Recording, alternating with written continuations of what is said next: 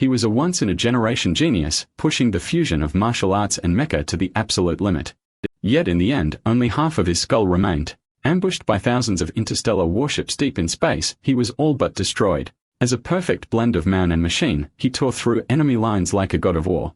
Even when surrounded by concentrated fire, he deflected every blast with nothing but a wooden staff. Not even colossal warships could withstand a single strike from his blade. But just when victory was within reach, the enemy unleashed a force beyond his comprehension. A power so overwhelming, it broke through even his defenses. In the next instant, crack, his mech began to shatter. When he opened his eyes again, 200 years had passed. His name was Shan, and at this moment, he had no idea that only half of his skull remained. It wasn't until an old man and a kid told him the truth that he finally understood. But that wasn't even the worst part. He couldn't remember anything, couldn't think, and even basic communication had become nearly impossible. The real problem was that the support systems on the side of his bio-brain were completely fried, leaving the old man utterly stunned. He quickly turned to the boy beside him and asked, "Where the hell did you dig up this thing?" As it turned out, the kid had been scavenging the battlefield scrapyard like he always did. But this time, he discovered a new soft tissue zone buried deep beneath the wreckage. And that's where he found Shanshan barely clinging to life.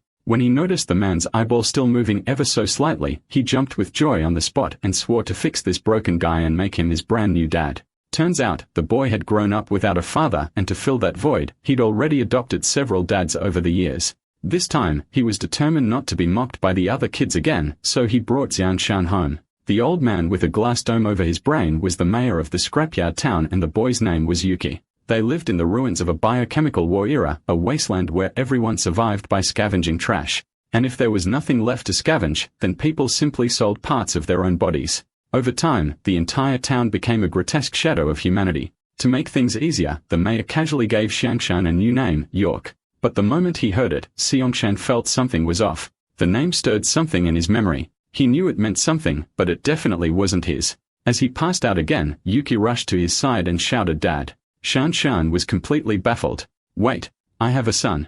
The mayor chuckled and stepped in to explain the situation. Just then, a mechanical click echoed as a surveillance camera suddenly extended from a corner. It scolded Yuki furiously for dragging home a dead man's head. Yuki lowered his voice and mumbled, "Sorry, Mom." That one word, Mom, left Xiangshan utterly dumbfounded. Did he just call a camera, Mom? But that wasn't her actual body. Her true form was a heavily modified, beat-up old truck. Her name was Yulia. To feed her 7 kids, she had sold off her cerebellum and brainstem, converting herself into a 100-ton construction machine. Even so, she couldn't protect them all, for had died from illness and one had been taken away as a so-called gene tax. Hearing the mayor explain all this, Xiangshan felt a surge of indescribable emotion, grief, disbelief, perhaps even guilt. In his memory, humanity was never supposed to end up like this. The mayor seemed to sense his thoughts and interrupted calmly. "Forget Yulia. You're the real anomaly here. This scrapyard was unearthed 50 years ago, and the biowar happened even earlier. No living brain cell should have survived this long."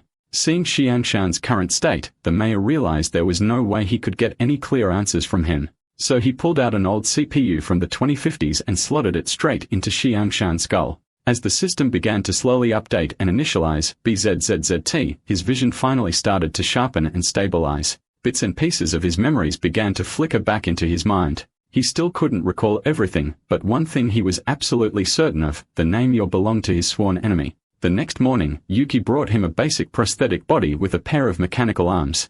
With hands of his own again, Xiangshan could finally move around on his own. So he followed Yuki to the outskirts of town to the foot of a strange tree known as the copper sugar tree. As the name suggested, this tree oozed a liquid resembling copper lace syrup, one of the most vital resources for the junkyard town survival. Every day, designated workers came to harvest the copper syrup from a tree. Shockingly, it served as the main food source for the people of this era. Without thinking too much, Xiangshan took a sip straight from the ladle. But the moment it touched his tongue, he knew something was seriously wrong. How could any human possibly drink something like liquid copper? On top of that, all the trees were grey. Was he losing his mind, or had the entire world already gone mad? What kind of evolution could twist reality into this? What the hell happened to this world? Just then, Yuki interrupted his thoughts. He tugged on Xiangshan's arm and led him toward a towering mountain of trash in the distance. Yuki started by strapping a dented kettle to Xiangshan's cracked skull as makeshift head armor. Then he dug up a bunch of junkyard parts, prepping to assemble a crude prosthetic body. Watching the transformation, Yuki practically sparkled with excitement. Going from half a head to a full mech body, that was seriously cool. Seongshan, on the other hand, wasn't having it. Seriously, a freaking teapot on my head. Still, having hands again made life a lot easier. At least now, he could tweak the prosthetics himself. The arm was old and a bit clunky. Sure, but it was better than nothing. His eyes though, those are premium gear. Not only could they autofocus perfectly, but the zoom range was downright ridiculous. With just a bit of adjustment, he could clearly see objects miles away. But before he could finish admiring his ultravision, a sudden shockwave slammed into him, sending him flying. As he turned and squinted, he saw it clearly. It was Enoch. Enoch shrugged with mock indifference. "You're just too small. I didn't even notice you." But when he saw Xiangshan's patched-up body, he burst in a mocking laughter. Xiangshan narrowed his eyes. "So what? You got a crush on Yulia? What's that got to do with me?" Hearing that name made Enoch explode. "You junkyard reject don't even deserve to say her name." With that, he lunged forward again ready to attack. But Xianzhuan was already running calculations in his head. If he dove into the tire stack 1 second before impact, Enoch wouldn't have enough time to turn. Then if he grabbed the rotating shaft and used vibration torque to loosen the main bolts, Enoch would collapse like a pile of spare parts. Damn, I really am a genius. But just as he was preparing to move, a blueprint suddenly lit up in his vision. Enoch's entire structural layout appeared before his eyes. Enoch saw him frozen in place and smirked. If it weren't for the Dyson rule banning murder, you'd already be a pile of scrap metal. With one final taunt, Enoch spun around and disappeared in a cloud of dust. All that remained for poor Xiangshan was a thick blast of engine fumes to the face. Staring after him, Xiangshan mumbled, "The Dyson rule, what even is that? And who made it? More importantly, who's really in control of this world? And the gene tax the mayor mentioned, who's collecting that?"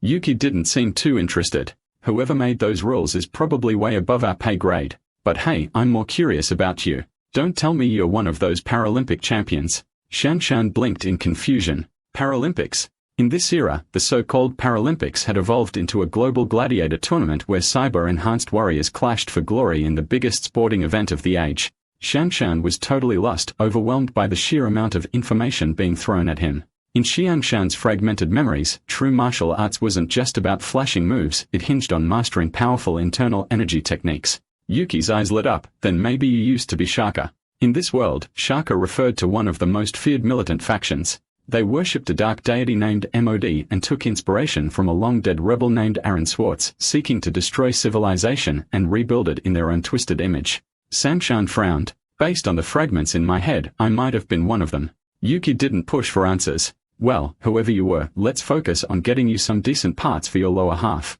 You're hands down the most pitiful bot I've ever seen, only half a head's original, the rest all cobbled together from junkyard trash." Even Yuki and the mayor stood in silence, staring at his shaky makeshift frame, ugly and useless. "And who the heck uses solid steel rods for joints? The thing looks like it'll snap just from sneezing." But Xiangshan didn't seem to mind at all. He started moving his new limbs, every motion creaking with metallic groans, and he actually looked kinda proud. The mayor looked at Xiangshan and immediately panicked. "Don't tell me he's about to go rogue on us." But Xiangshan simply raised his head and gave them a polite, if not incredibly awkward smile. Yuki blinked. "Yes, something's definitely not right with your wiring." The mayor finally let out a sigh of relief. "At least we got your body patched up before the tax officers arrive. Every settlement is required to hand over newborns annually as part of the so-called gene tax, a system meant to preserve the human genome. If a town fails to pay up, they are stripped of government protection, left to fend for themselves. And when that happens, the Shaka, those violence-worshipping maniacs, swoop in and turn the town into a bloodbath." Xiangshan was stunned. "Isn't that just straight-up extortion?" Glancing down at his ragtag body, he clenched his fist. No matter what, he couldn't let this town suffer because of him. As that thought crossed his mind, 3 aircrafts thundered into view above them, casting long shadows across the town below. Rows of snow-white robots descended from the aircraft, each equipped with overhead surveillance units and armed to the teeth. Moments later, a towering man in military uniform strode forward, a vicious-looking dog on a leash by his side. The mayor quickly stepped up with a forced smile. This was clearly the man's first time visiting the town. But the moment their eyes met, the mayor felt an overwhelming pressure that nearly crushed his breath. His legs buckled and he dropped his knees with a thud. One of the man's attendants barked, "Is this how you vermin welcome a sub-citizen officer?" Terrified, the townspeople immediately fell to their knees, faces pale and trembling. The man stood motionless, gazing down at the crowd with detached disdain as if he were observing a pit of diseased lab rats. Then cutting through the tense silence came the sudden wail of a crying child. The boy's father panicked, scrambling to cover his mouth while dropping to his knees, stammering an apology. But it was too late. The man's boot had already lifted off the ground. He didn't stomp. Instead, he gently placed his foot on top of the crying baby's head. "Relax. Why would I kill my tax revenue?" he sneered. But the nightmare wasn't over. Glancing at the data pad in his attendant's hands, his tone grew cold. "Your village's death rate seems unusually high. Could it be tax evasion?" Without another word, he pulled out a sleek handgun. Bang, bang, bang.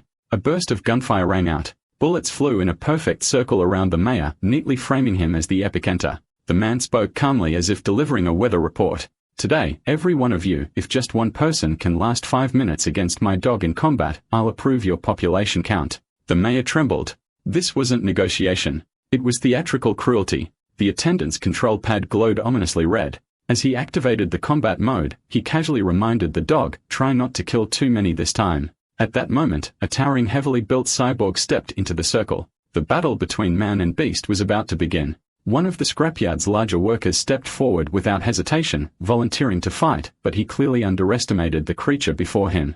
As the fight began, the worker raised both arms, his fist humming as they charged with kinetic energy. With a roar, he charged straight at the dog, but any creature chosen for a trial like this was no ordinary mutt. In a flash, the dog leapt high into the air, landing squarely on the worker's arm. It began darting between his limbs at blinding speed, moving so fast it was nearly impossible to track. Watching from the sidelines, Shangshan narrowed his eyes, instantly sensing something was off.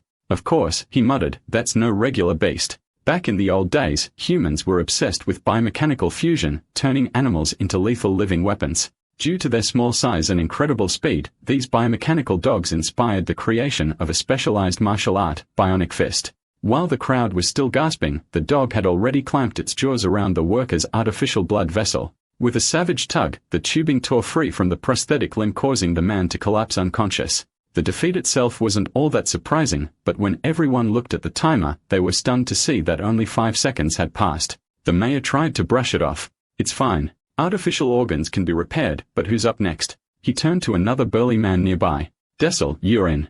Amid reluctant cheers and peer pressure, Dessel forced himself to step into the ring. Meanwhile, Xiangshan's expression had grown grim. This dog wasn't just fast. It had to contain a fully functional human brain, and not just any brain, a martial artist's. No one else could execute Bionic Fist with that level of precision and brutality. But before Xiangshan could finish his thoughts, Desley's blood tubes were already being ripped out by the dog. The timer. Another 5 seconds, exactly the same.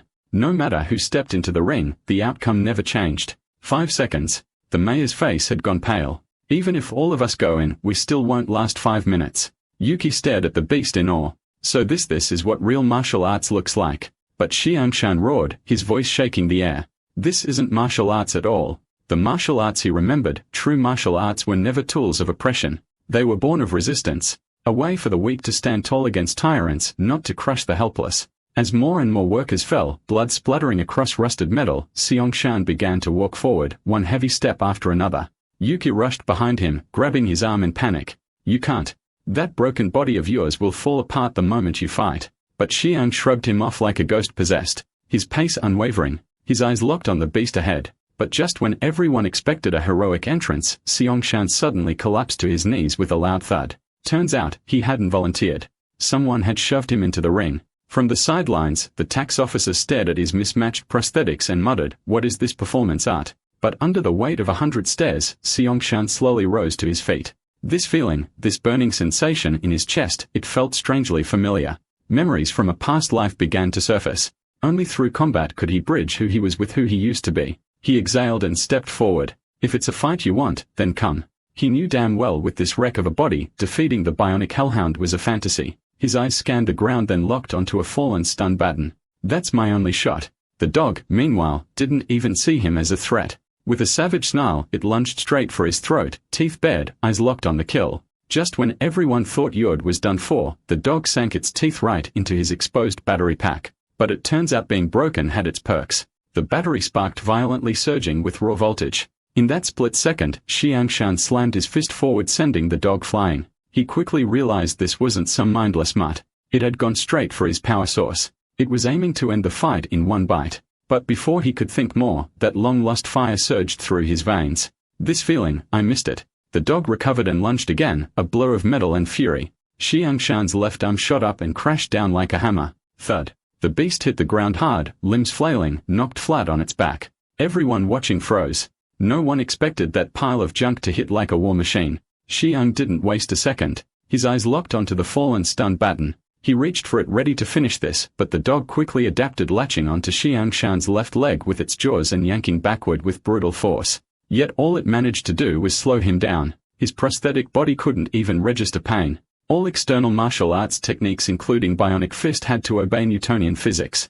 According to its logic, disabling an opponent's legs came first. Xiangshan stomped forward with his right leg regaining balance instantly. Based on the dog's shoulder height, no matter how strong it was, it couldn't destabilize a full-grown cyborg stance in a single tug. But then in a sudden shift, the dog released his left leg and lunged straight at the right one. Xiangshan seized the moment. His right foot surged forward, aiming a brutal kick at the beast's exposed underbelly. But just as the strike was about to land, the dog defied all expectations. Its front limbs have been reinforced with weighted modules. Using the extra momentum, it dodged the attack, then launched into a rapid backflip and cleanly tore Xiangshan's head clean off. The tax officer froze, blinking. What this junk pile fights like a martial artist. But I don't sense any internal energy. Could it be the corpse of a dead external style master? The Dyson rule strictly forbids the killing of human beings, but the loophole. As long as the biological brain remains intact, everything else is fair game.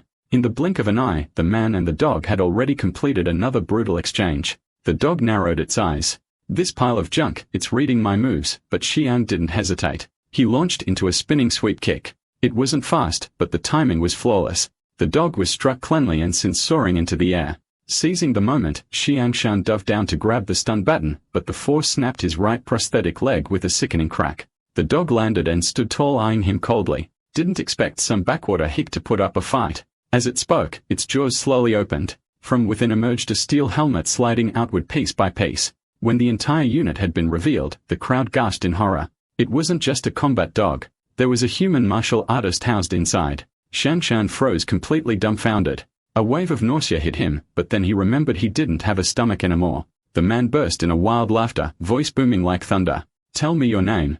Xiangshan paused for a moment, then muttered calmly, my name is Xiangshan. The mountain no one crosses. Well, didn't give him time for dramatic pauses. His rear-mounted thrusters ignited with a rising hiss. Xiangshan squared his stance, eyes locked forward. I'm a world-renowned martial artist. In the blink of an eye, Will launched forward like a missile, rocketing toward him. His front paw slammed down, aiming straight for the exposed battery on Xiangshan's chest. At the same time, his jaws clamped down on the cyborg's arm, but he didn't notice the stun baton that had already been slipped under his thruster nozzle. A surge of electricity exploded through his body in a violent crackling blast. And then boom, a deafening explosion rocked the arena as the thruster detonated in a burst of fire and smoke. The explosion's shockwave blasted Will straight into the air, sending him crashing into the ground like a broken machine. Xiangshan's battery, overwhelmed by the surge, fell from his chest and clattered to the floor. Paralyzed, he whispered through the static in his voice modulator. The title Xiangshan of the Southern Peak. I fought with my life to earn it. We lay twitching on the ground. No longer a threat, just a burned-out husk of what used to be a killing machine. The tax officer checked the timer in silence. Technically, the 5-minute challenge wasn't over, but the dog was clearly finished. He stepped forward slowly and, to everyone's shock, gently reconnected the battery into Xiangshan's chest port. Xiangshan stared at him, overwhelmed. It had been so long since he felt this victory. He wanted to cry, to scream, to let out the storm in his chest, but this body had no tear ducts, no vocal processor advanced enough to simulate sobbing. Even now, the hand he raised felt nothing. No warmth, no touch. The living, breathing body he once had was gone. What good was a brain without a soul to carry it? Xiangshan pounded his metal torso with trembling fists, trying to vent the fury and despair boiling inside him. His mind flashed back to that battle, the battle he lost. It was my failure that doomed the world to become this. He clutched his head, curling into himself, repeating the same 3 words, I lost. I lost. He lifted his gaze toward the world around him, to the humans with steel limbs instead of flesh, to the monstrous tax officer who could end lives with a word, and to the proud martial artist who had become nothing more than a hound in a cage. The tax officer strolled forward, amused by the sight. You want to fight, yet look like you're about to cry. Pathetic. He had originally considered recruiting Xiangshan, but now he wasn't so sure this broken man deserved the offer. Without a word, the tax officer walked over to Will's broken form, pulled out the stunned baton, and casually plunged it into his core, executing him on the spot. Then he turned to the mayor.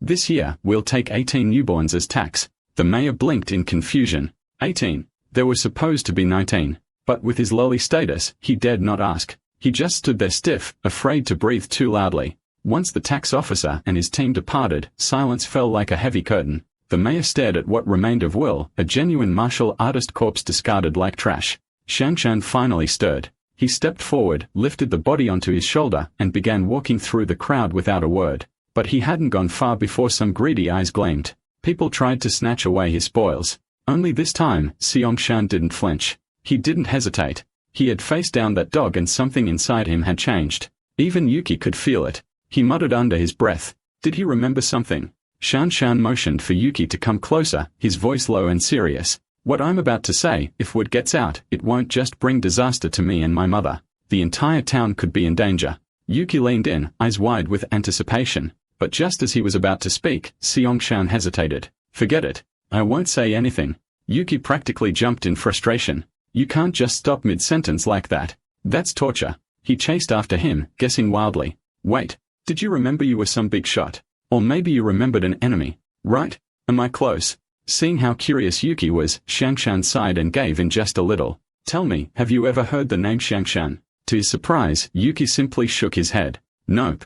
Doesn't ring a bell. Shanshan blinked in disbelief. What? That name was given to me by my grandfather himself. It was supposed to shake the world. He muttered to himself, his voice faint. Has the age of all already passed? Just how long have I been asleep? Still clinging to hope, Shanshan pressed on. What about similar names? Something like the mountain no one crosses. Yuki shook his head again. Nope. Nothing like that. That answer hit Shanshan like a hammer. I used to be famous. The whole world knew who I was. Yuki looked at him skeptically. What? Were you like a Paralympic champion or something? Shanshan let out a bitter laugh. I don't know. I really don't remember anything. My declarative memory must have been offloaded somewhere. All I remember is my name and his. Suddenly, he grabbed Yuki's shoulders. Do you remember the name I shouted when I first woke up? Yurjimov. Yuki furrowed his brow thinking hard. Yeah, you did say that name when you first woke up. But from the look on Seongshan's face, that wasn't the answer he wanted. He muttered himself, so even is gone. Have I really been asleep for thousands of years? I can't even remember who I was. Finally, he turned to Yuki and asked, Hey, what year is it right now? Yuki blinked. This year. It's February 2009. Yuki explained, there was a war during the Third Era. They called it the Ascension War. Shanshan's eyes widened. That war. So I've really been asleep for 200 years. And if I'm still alive, then the real you must be too. I have to uncover the truth. That night, Yuki brought Shanshan to visit a local doctor named Schultz. Shanshan hoped to upgrade to a more functional combat-ready prosthetic body, but he lacked the parts. Dr. Schultz frowned. How about some high-grade components? Yes, but nothing comes free. Shanshan nodded, understanding the hesitation. Then he reached into his bag and pulled something out. It was a segment of spine, salvage from the dog he had defeated. The truth was that dog had once been human until it was modified with injected viral strands and fused with advanced gene-binding tech. Beings like that were known as Cyborians. Just like what happened to Yuki's mother, she ended up that way because she sold her spine. Are you seriously thinking of selling it? Yuki asked softly. You're not going to use it for yourself. There's no medicine, Shanshan sighed. You know, the stuff they use when replacing a spine. What was it called again? The doctor raised an eyebrow. You mean reverse courier circ? Shanshan snapped his fingers. That's the one. So it's still called that in this era. But the drug wasn't the only thing he needed. He also required a ton of compatible parts.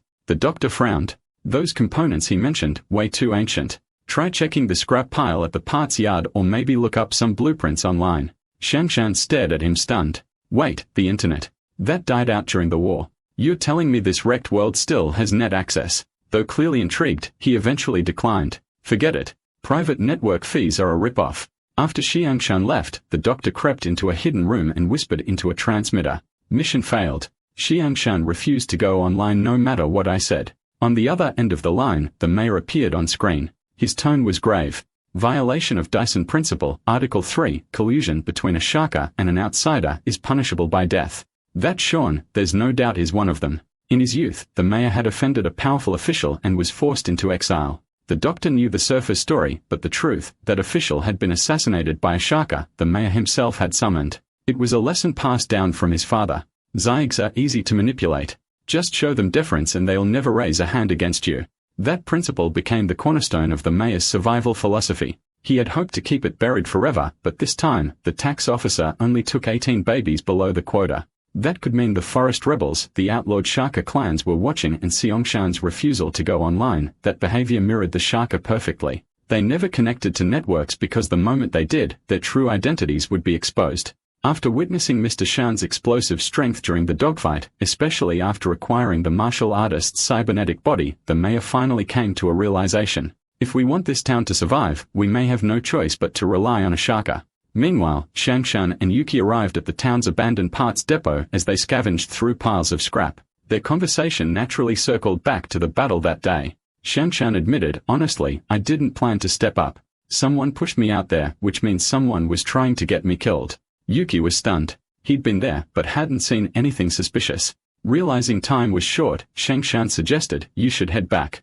I'll handle this alone. But Yuki shook his head without hesitation. You saved my life. Today, I'm coming with you. Together, they climbed to the highest peak closest to the moon, wind whipping around them. Something dangerous was brewing in the silence. Seongshan stared at the strange scar across the moon's surface, his mind swirling with doubt. Have I really slept for 200 years, or did I somehow cross into a parallel world? Without another word, he led Yuki to a grand rust-covered ruin. What looked like a pile of scrap was actually a marvel of ancient design, the legendary Turing machine. Pointing at the wreckage, Shangshan explained, the Turing machine was the first computer born at the dawn of civilization. It wasn't just the start of technology, it was the true origin of all inner force. External martial arts came from battlefield tactics, but inner force, that's the fusion of intelligence and will. Every internal technique is essentially a form of computation, and all computation traces back to this structure. Yuki was stunned though still confused. Wait, what does a computer have to do with fighting? Shangshan smiled. A computer can run billions of simulations in a blink. The true masters use that power through their own bodies. He kept going explaining concept after concept. Yuki couldn't keep up, but he could feel it. Something ancient and powerful was waking up. Shangshan went on, the human brain is intuitive. It struggles to model complex computation, but machines, they were made for it. That's the essence of inner force. When you're looking command a Turing machine, no one can steal your data or hijack your thoughts. Train your fist without training your core, and all you'll ever be is someone else's tool. Yuki still looked completely lost. Shangshan broke it down. If you only focus on external techniques and ignore inner cultivation, you're basically walking around naked in the data world. Anyone could rip your memories or steal your combat instincts. Even the strongest fighter is nothing more than a puppet unless they master inner power. Only then can you own yourself. This is your first lesson. Someday, when you're trapped in an illusion, this might be the only thing that saves you.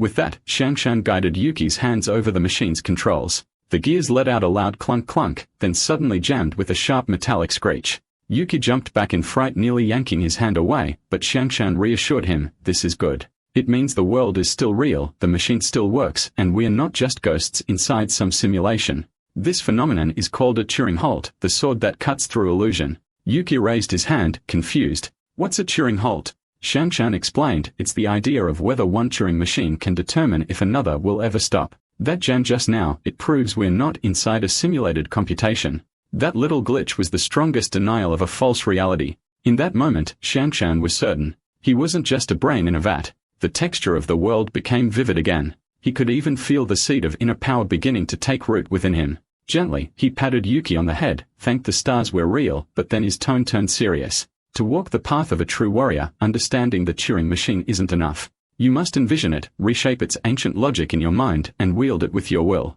What they needed wasn't just rusted machinery. If they grasped the blueprint behind it, they could build the core of their inner strength. Shangshan had explained a lot, but it was clear Yuki hadn't understood most of it. The night had fallen. It was time to head back, but Yuki wasn't ready to let go. He grabbed Shangshan's arm. Wait, can we talk more about the path of the warrior? Shangshan replied calmly, well, I just thought you could last a lifetime. Yuki may not have learned any techniques, but one thing he now knew for sure, this man wasn't just Shangshan. He was a true Shia. Shangshan turned to leave. Yuki hesitated for a long moment, then suddenly shouted, I wanna be a Shia too. It looks so cool and so powerful. Shangshan sighed, half amused. Cool. That's just flair.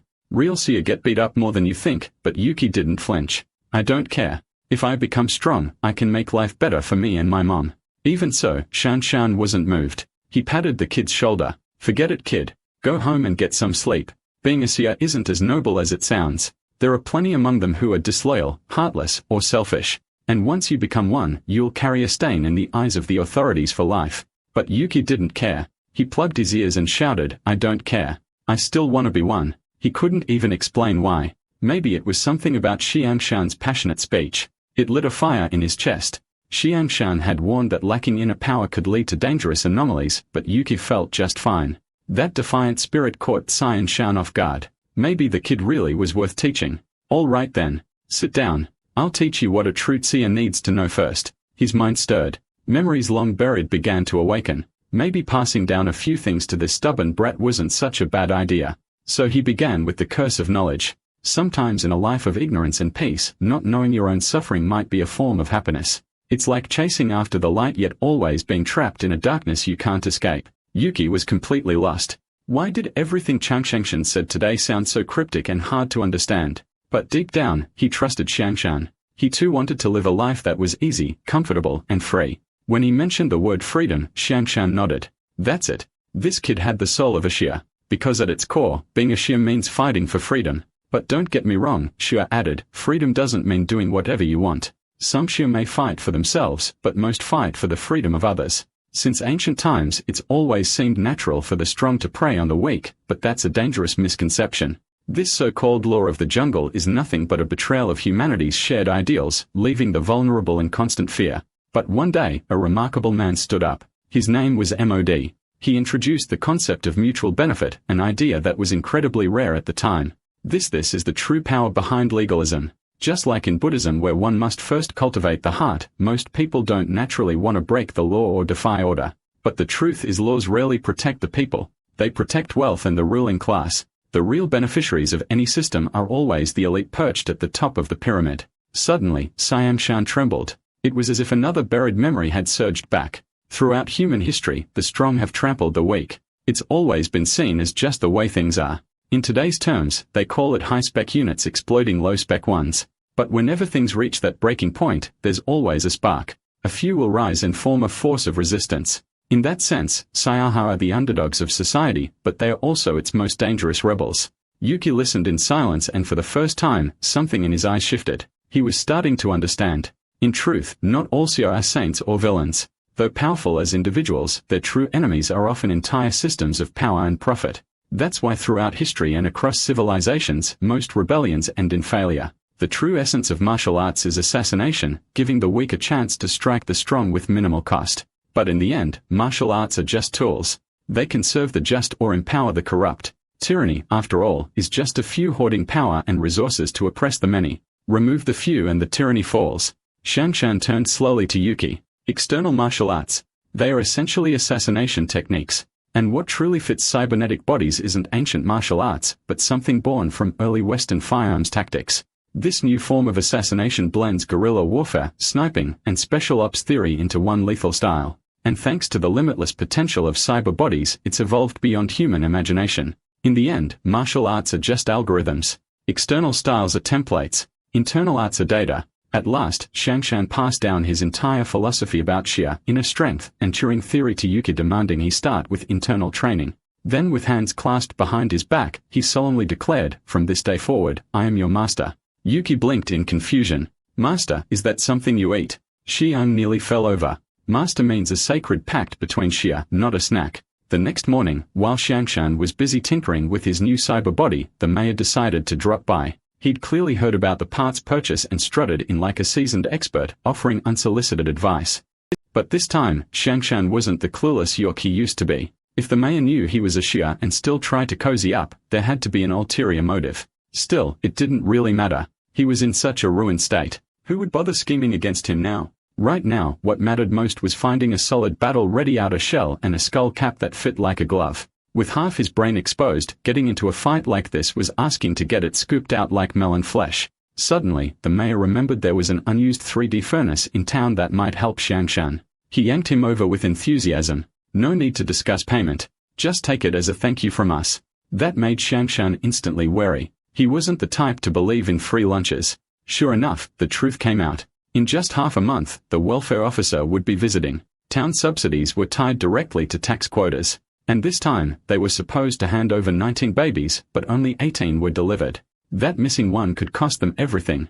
If the higher-ups withdrew their protection, savage raiders from the wasteland could swarm in unchecked. With palms pressed together in a plea, the mayor begged, "If the raiders do come, please help us hold the line." Siam Shan was speechless. So this was the real price behind their generosity. He worked late into the night, finally making some headway. Staring at Will's canine-shaped cyber body, he fell into deep thought.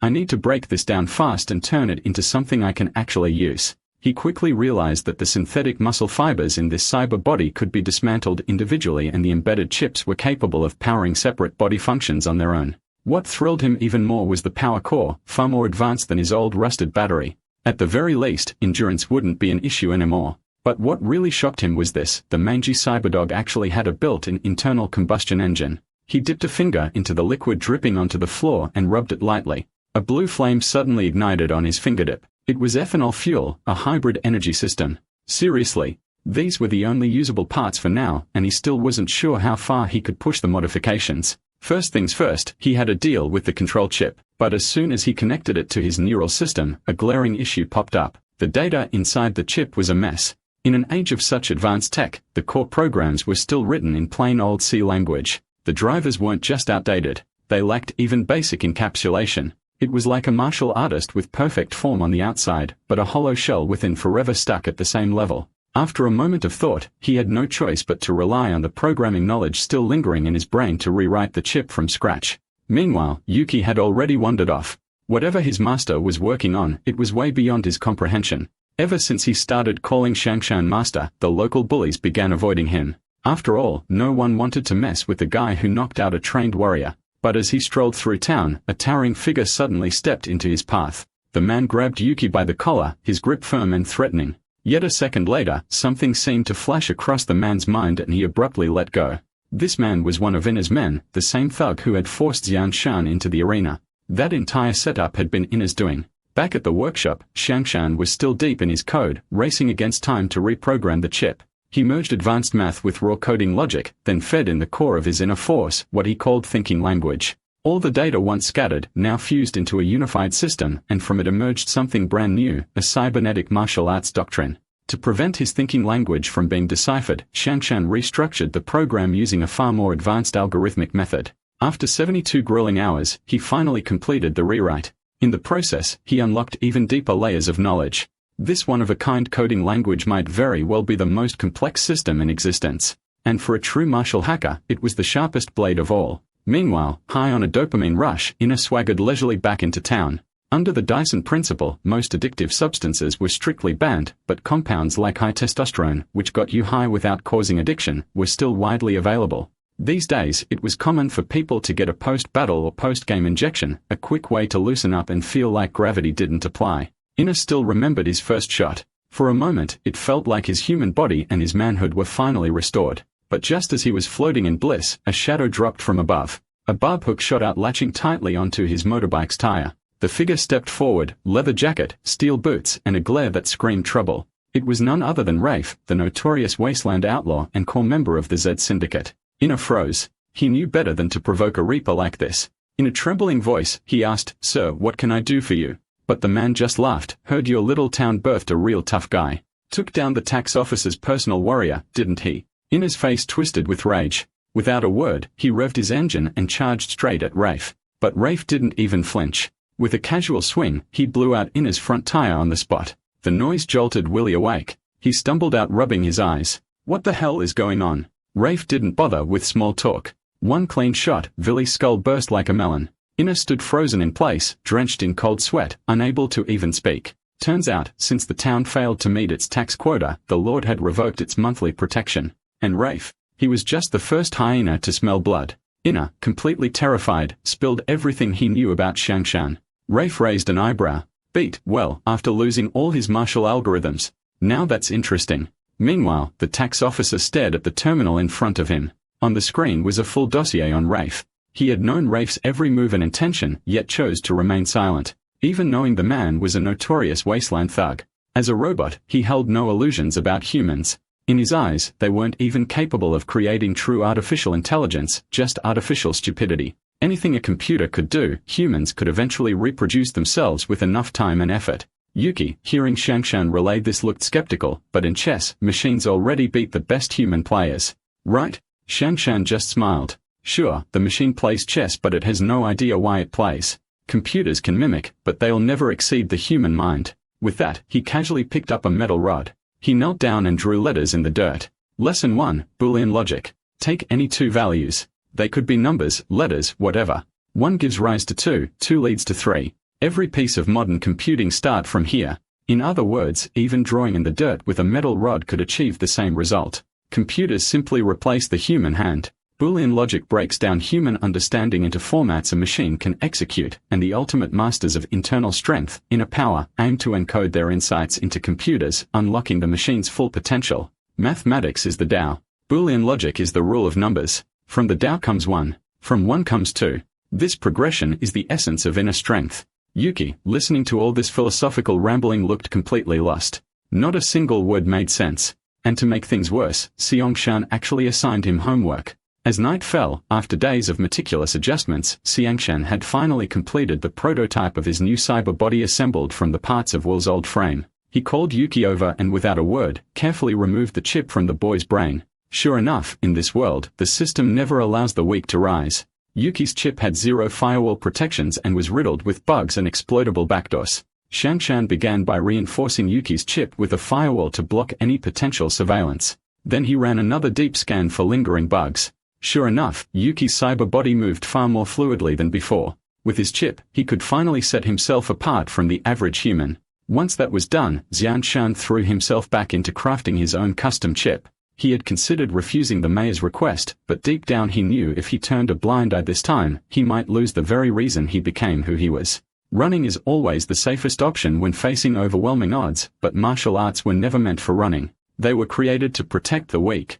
Holding up the finished chip, he said, "Install this into my bio-brain. With it, I can finally reclaim who I used to be." The moment it was connected, Shanshan's cybernetic body jolted, immediately initiating a full diagnostic scan. As he looked at the pile of alloy armor the mayor had delivered, Shanshan finally understood just how fragile his current body truly was. Before the welfare officer arrives, he must acquire a pair of hands strong enough to rival a real martial artist. Meanwhile, Inua had already slipped quietly back into town. Shockingly, Inua stood before the townspeople and lied, claiming that Vilai's death was Xiangshan's fault for refusing to sell that cybernetic dog body. But before he could finish, the mayor pulled the trigger without hesitation. "Without Xiangshan, we couldn't even pay our taxes." In that moment, the mayor showed rare backbone. To protect the town, he had already spent a fortune hiring 3 martial artists from outside because today was the welfare officer's inspection day. Just then, a thunderous roar echoed from above. A massive aircraft descended slowly onto the outskirts of the town. From within stepped a towering figure clad in a single-eyed metal helmet. His presence cold and oppressive like an upright steel drum. One by one, rows of infant strollers were wheeled out after him. This was the year's welfare package. Any household wishing to adopt could walk up and claim one on the spot, pick a child, and take them home. But the mayor didn't relax because the most critical announcement hadn't yet come, whether the town would retain its protection status. And just like that, the one-eyed man turned and began to leave. The mayor stepped forward wanting to speak, but no words came out. To everyone's surprise, the man turned back and glanced at the old mayor. "Haven't you already set everything up? Do I really need to say more?" With that, he walked off on his own. 19 days from now, I'll officially declare the town under protection. Until then, those 3 warriors are your best bet. But no sooner had the welfare officer's plane lifted off and chaos erupted. A thug came charging onto the square like a man possessed, like he was afraid someone might beat him to the prize. The 3 warriors immediately went on high alert, their black robes fluttering. Anthony took the lead, hoisting a massive Gatling gun and firing without hesitation. But shockingly, the thug began to spin in place, forming a tornado-like vortex that deflected every bullet effortlessly. Then bam, a piercing beam of light shot forth, cleanly blowing a hole through Anthony's skull. Instant kill. The attacker was none other than Laifu, the infamous wasteland marauder. Anthony had once single-handedly wiped out 30 raiders and now he'd been one-shot. The remaining 2 warriors were stunned, but pride wouldn't allow them to retreat. With a burst of movement, they dove into the fray. Lanconi was the first to strike, swinging his dual size with deadly speed. Sparks flew as the blades clashed against Laifu's steel rod, the sound sharp and explosive. Lanconi thought he had the upper hand, slashing with deadly precision, but what he didn't realize was Laifu hadn't even used 10% of his true power. Seeing the fight drag on, the last warrior, Bayalis, couldn't hold back any longer. With a roar, he surged forward with all his strength, but even someone as brute force as Bayless found himself unable to take a single step closer to Laifu. He launched a flurry of punches like a hurricane, but Laifu remained unfazed, dodging, weaving, deflecting with ease. Then seizing an opening, Laifu swung his rod at Bayless. But just when it looked like he would strike true, he suddenly reversed direction and smashed straight at Longcone. Caught completely off guard, Longcone had no choice but to brace for impact. With a sickening crack, his entire arm was sent flying, blood spraying through the air. Furious and desperate, the two warriors decided to unleash their strongest combined attack. But just as they began to move, both froze mid-action. Their faces went pale as if bewitched. Countless voices echoed through their minds, twisting their thoughts and breaking their focus. Only then did they realize Laifu had mastered the legendary vision technique. A true internal arts master who could crush any external fighter with just a single glance.